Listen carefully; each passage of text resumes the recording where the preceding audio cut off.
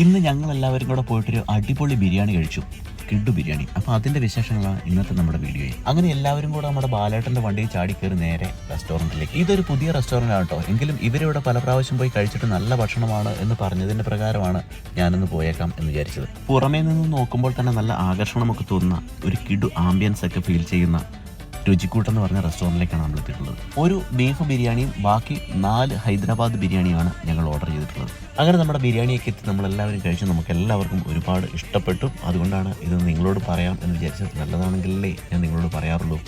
അപ്പം നിങ്ങൾക്കും വന്ന് ട്രൈ ചെയ്ത് നോക്കാം. ഇവരുടെ എല്ലാ ഭക്ഷണവും അടിപൊളിയാണെന്നാണ് ഇവിടെ കഴിച്ചവരൊക്കെ പറഞ്ഞത്. നല്ല അടിപൊളി ചോറും കറികളൊക്കെ ഉണ്ടെന്ന് പറഞ്ഞു. അതുപോലെ നമ്മുടെ കൂട്ടത്തിലുള്ള മറ്റ് ഫ്രണ്ട്സൊക്കെ ഇവിടെ വന്ന് കഴിച്ചു. അതുകൊണ്ടാണ് ഞാൻ ഇത്രയും നിങ്ങൾക്ക് പറഞ്ഞു തരുന്നത്. ഫുഡ് ഇഷ്ടപ്പെടുന്നവരാണെങ്കിൽ ഒരു പ്രാവശ്യം വന്ന് ട്രൈ ചെയ്ത് നോക്കൂ.